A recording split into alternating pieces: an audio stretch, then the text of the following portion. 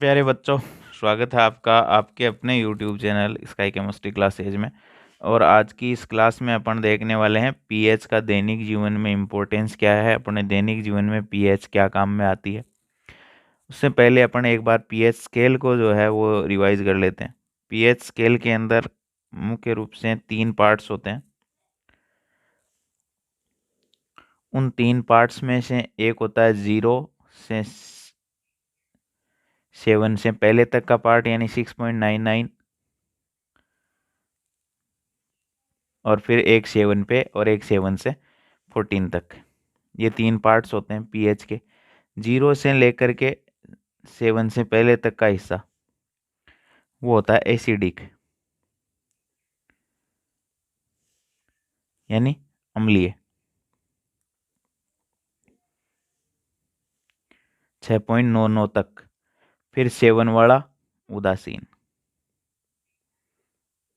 और 7 से ऊपर वाला क्षारीय। यानी अपन इधर से इधर जा रहे हैं तो अम्लीय से उदासीन से क्षारीय की तरफ गति कर रहे हैं। अब अपने पास कुछ सब्सटेंस होते हैं, कुछ पदार्थ होते हैं एसिडिक यानी अम्लीय, कुछ होते हैं क्षारीय और कुछ होते हैं उदासीन। तो अम्लीय पदार्थ कौन कौन से हैं उसके कुछ एग्जाम्पल देख लेते हैं। अम्लीय के अंदर होता है HCl, हाइड्रोक्लोरिक अम्ल, ये अपने आमाशय से स्रावित होता है। मिल्क, दूध भी एसिडिक होता है। अब 6.99 तक सब एसिड है, 7 वाला उदासीन हो जाता है। तो मिल्क है, एसिडिक होता है दूध। दही, नींबू रस, टमाटर का रस और संतरा, ये एसिडिक होते हैं, अम्लीय प्रकृति के पदार्थ हैं। फिर क्षारीय कौन है? क्षारीय के अंदर है सोडियम हाइड्रोक्साइड यानी NaOH। रक्त, ब्लड, पीएच होती है 7.4। साबुन का पानी, साबुन का पानी। और मिल्क ऑफ मैग्नीशिया, उसका सूत्र होता है MgOH का whole twice. Milk of magnesia. और ये एंटासिड है, अम्लता के उपचार में काम में आता है। एसिडिटी जिनके पेट में हो जाती है उसके उपचार में ये काम में आता है। उदासीन कौन है? तो शुद्ध जल एक तो उदासीन होता है, एक है NaCl सोडियम क्लोराइड, ये भी उदासीन प्रकृति का होता है और इसकी पीएच भी कितनी होती है? 7। इसकी पीएच बराबर 7। इसकी पीएच जो है वो ग्रेटर देन 7, और इसकी पीएच जो है एसिडिक की पीएच जो है लेस देन क्या होती है? 7। तो ये बात हुई पीएच की। अब पीएच का दैनिक जीवन के अंदर महत्व है, उसके अंदर देखते हैं एसिडिटी, पेट की अम्लता, उदर की अम्लता। अब कभी कभी क्या होता है, जब अपन अत्यधिक भोजन ग्रहण कर लेते हैं तो अपना आमाशय उस भोजन को पचाने के लिए अधिक मात्रा में जठर रस, जिसमें कौन सा एसिड होता है? HCl, अधिक मात्रा में हाइड्रोक्लोरिक अम्ल स्रावित करता है। ज़्यादा भोजन कर लेते हैं तो उसको पचाने के लिए अपना आमाशय अधिक मात्रा में एसिड स्रावित करता है, और वो एसिड है HCl। और इस एसिड के स्रावित होने के कारण पेट के अंदर एसिड की सांद्रता, अम्ल की मात्रा बढ़ जाती है, HCl की मात्रा बढ़ जाती है। और HCl की मात्रा जब बढ़ जाती है तो पेट के अंदर दर्द और जलन का अनुभव होता है। दर्द और जलन, इसको कम करने के लिए किसके कारण होता है? ये HCl बढ़ जाता है, इसके कारण दर्द और जलन होती है। उसको कम करने के लिए क्या करते हैं? Milk of magnesia, magnesium hydroxide MgOH का whole twice. Milk of magnesia कहते हैं इसको, मैग्नीशियम का दूध।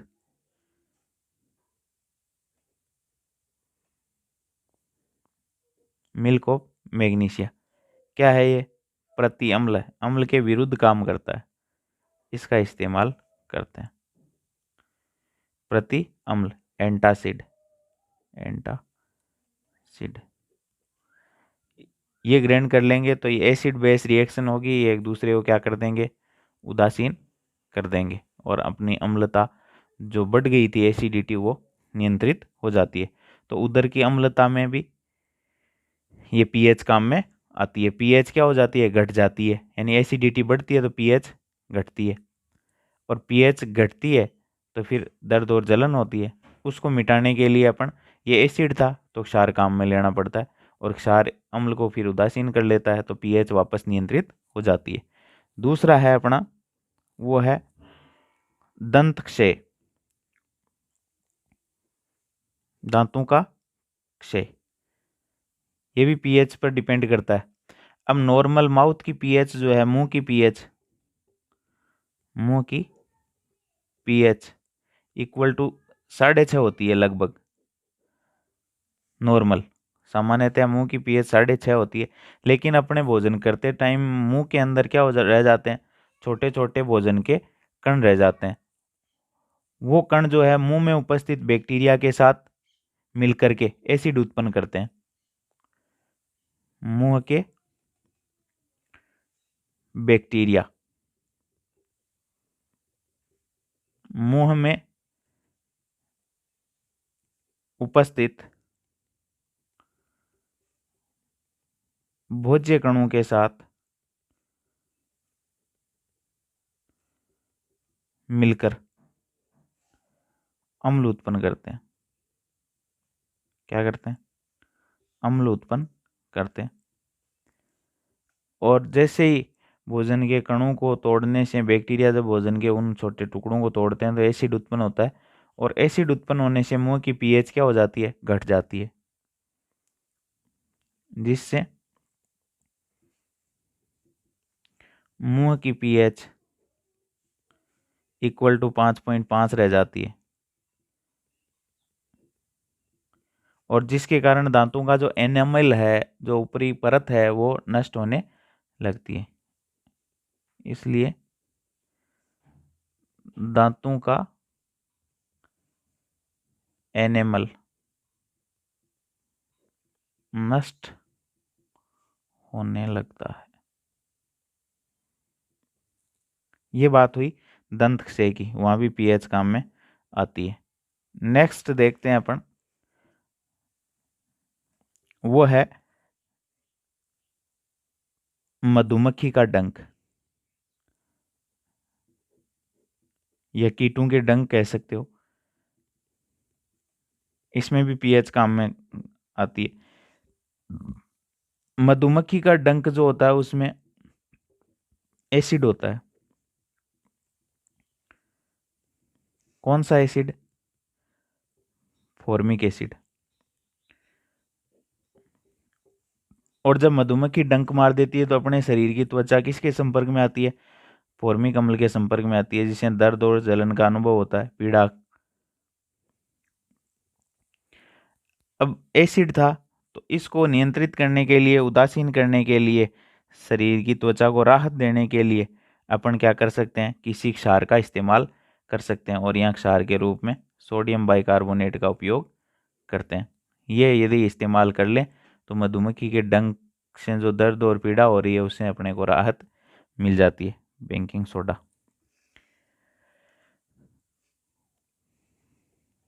फोर्थ है एसिड रेन, अम्ल वर्षा। अब अम्ल वर्षा क्या होती है? तो वर्षा के जल की पीएच जब कम रह जाती है, कम होती है, तो उस वर्षा को अपन अम्ल वर्षा के नाम से जानते हैं। तो अम्ल वर्षा को यदि मैं परिभाषित कर दूं तो वर्षा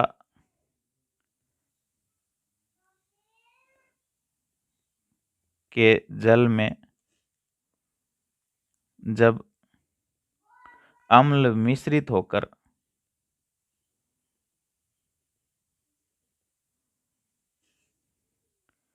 नीचे गिरते हैं,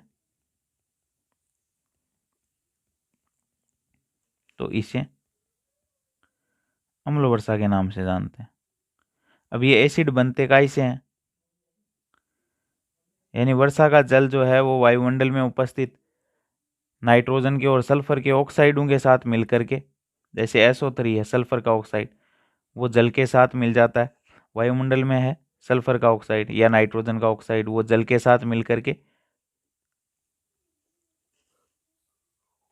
सल्फ्यूरिक अम्ल या नाइट्रिक अम्ल HNO3 बनाते हैं। वर्षा का जल है, वायुमंडल में उपस्थित सल्फर का ऑक्साइड है या नाइट्रोजन का ऑक्साइड है, उनके साथ मिलकर के सल्फ्यूरिक अम्ल और नाइट्रिक अम्ल बनाते हैं। और वो जब अम्ल नीचे गिरते हैं वर्षा के रूप में तो उसको अम्ल वर्षा के नाम से जाना जाता है। और ये अम्ल वर्षा वनस्पतियों, जीव जंतुओं और भवनों सबके लिए नुकसानदेह होती है। ताजमहल जैसी बिल्डिंगों को भी अम्ल वर्षा के कारण क्या हो रहा है, नुकसान पहुंच रहा है। मिट्टी की पीएच, अब मिट्टी की पीएच भी अम्ल वर्षा के कारण, या जिस मिट्टी की पीएच कम है उसमें एसिड की मात्रा अधिक है, तो उसमें यदि पीएच कम है, एसिड की मात्रा ज़्यादा है, तो उसमें क्षार मिला करके अपन उसकी पीएच को नियंत्रित कर सकते हैं। तो यहाँ भी पीएच का महत्व है, मिट्टी की पीएच को भी अपन नियंत्रित कर सकते हैं। अब देखो, दैनिक जीवन में उपयोगी कुछ महत्वपूर्ण यौगिक हैं, उसके अंदर एक सोडियम क्लोराइड NaCl, ये साधारण नमक है। साधारण नमक कहते हैं इसको। बनता कैसे है, प्रबल अम्ल और प्रबल क्षार की, प्रबल अम्ल प्लस प्रबल क्षार की रिएक्शन से बनते हैं। कौन, NaCl। pH = 7 होती है। प्रकृति में कैसा होता है, उदासीन होता है, ये नम्ल होता है ना, क्षार होता है। बनाते कैसे हैं और अशुद्धियाँ किसकी पाई जाती है, तो MgCl2 और CaCl2 की अशुद्धि इसमें पाई जाती है। काम में आपको पता ही है क्या, साधारण नमक जो है वो खाने के काम में अपन लेते हैं, और भी कई सारे उपयोग हैं। और इसका निर्माण जो है NaCl के विलयन में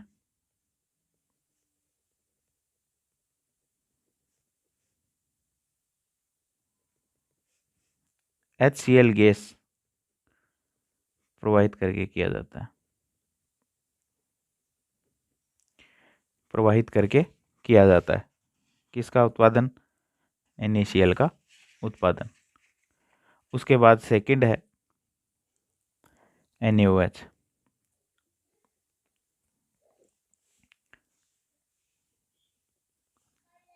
कास्टिक सोडा या सोडियम हाइड्रोक्साइड के नाम से जाना जाता है, सोडियम हाइड्रोक्साइड। NaCl के विद्युत अपघटन से निर्माण होता है। बनता किससे, NaCl के विद्युत अपघटन से।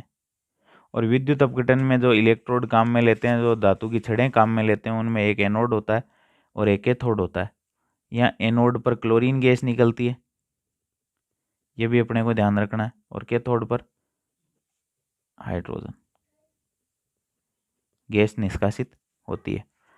तो ये तो बात हुई NaOH की। प्रयोगशाला में अभिकर्मक के रूप में काम में इसको लेते हैं। ये क्या है, प्रबल क्षार है। NaOH क्या है, प्रबल क्षार है। और ये प्रश्नवेद्य होता है, यानी वायुमंडल से नमी को क्या कर लेता है, अवशोषित करने का कार्य करता है। उसके बाद नेक्स्ट है अपना विरंजक चूर्ण, bleaching powder.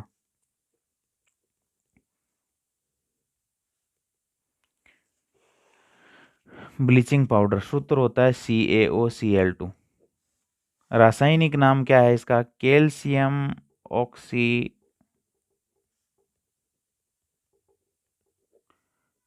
Chloride, calcium oxy chloride. ये रासायनिक नाम याद रखना अपने को, है ना।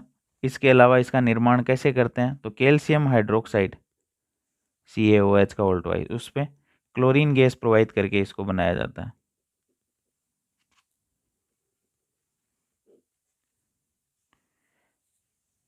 CaOH का वोल्टवाइज कैल्शियम हाइड्रोक्साइड पर क्लोरीन गैस प्रोवाइड करके विरंजक चूर्ण का उत्पादन किया जाता है। क्या काम में आता है, रंग उड़ाने के काम में आता है।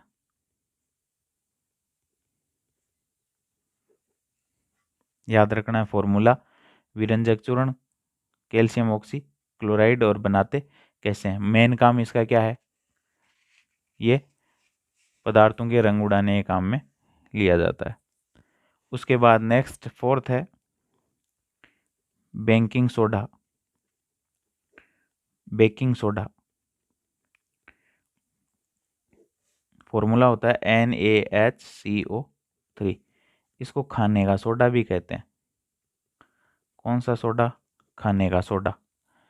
क्यों, क्योंकि ये जो पकवान बनाते हैं उनके अंदर ये मिलाया जा सकता है, यानी खाने के जो काम में आते हैं उनमें ये मिलाया जा सकता है, इसलिए इसको बेकिंग सोडा कहते हैं।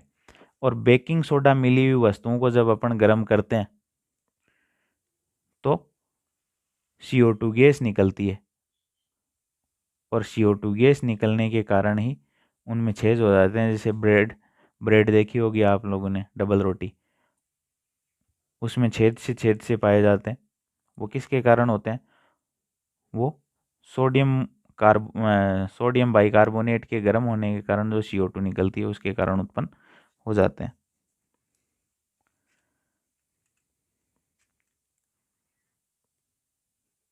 बेकिंग सोडा मिली हुई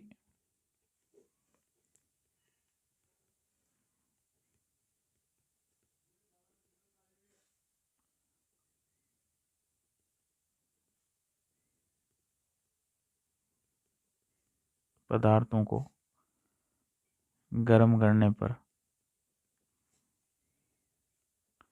CO2 निकलती है, जिसके कारण पदार्थ स्पंजी और छिद्रित हो जाता है।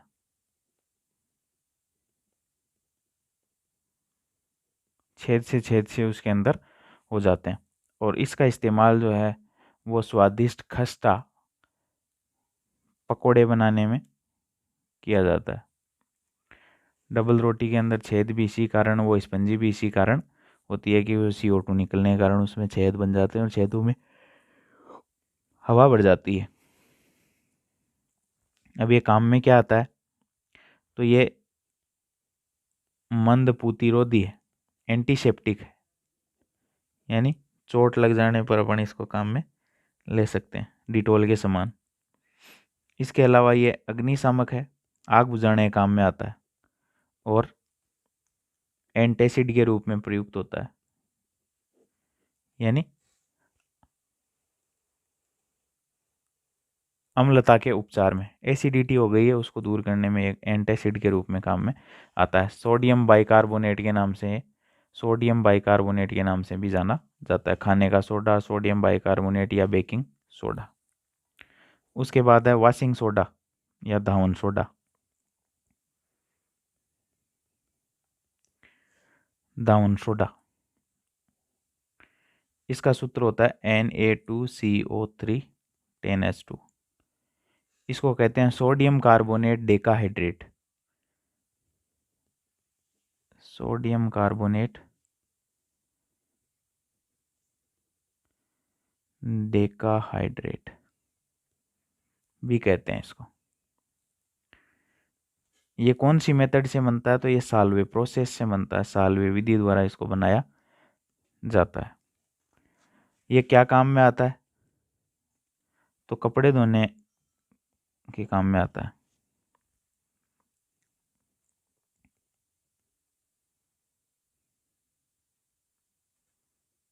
प्रयुक्त होता है।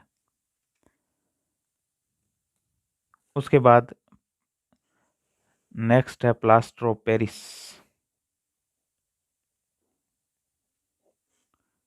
प्लास्टर ऑफ पेरिस और प्लास्टर ऑफ पेरिस का सूत्र होता है CaSO4 हाफ H2। इसको कहते हैं calcium sulphate hemihydrate, calcium sulphate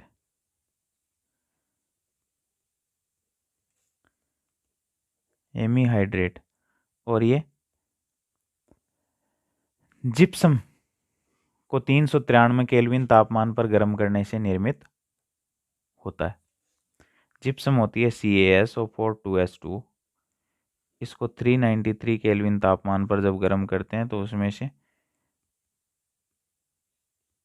एक से 1/2 जल का अणु निकल जाता है और ये शेष बचता है CaSO4 हाफ H2। इसको कहते हैं प्लास्टर ऑफ पेरिस। ये सबसे पहले फ्रांस की राजधानी पेरिस के अंदर खोजा गया था, इसलिए इसको प्लास्टर ऑफ पेरिस कहते हैं। अब प्लास्टर ऑफ पेरिस जो है वो टूटी हड्डियों को जोड़ने में काम में आता है और भवन निर्माण में भी प्रयुक्त होता है। इसके अलावा इसका इस्तेमाल मूर्तियां बनाने में किया जाता है, लेकिन हड्डी जोड़ने में इसका बहुत महत्वपूर्ण इस्तेमाल होता है। आपने नाम सुना होगा, इसको POP के नाम से भी जाना जाता है, प्लास्टर ऑफ पेरिस। भवन निर्माण में भी ये काम में लिया जाता है। तो ये अपने कुछ महत्वपूर्ण क्या थे यौगिक, इनके अपने को फॉर्मूले याद रखने, इनके इम्पोर्टेंट उपयोग याद रखने, इनके उपनाम याद रखने, ये सब बहुत महत्वपूर्ण है।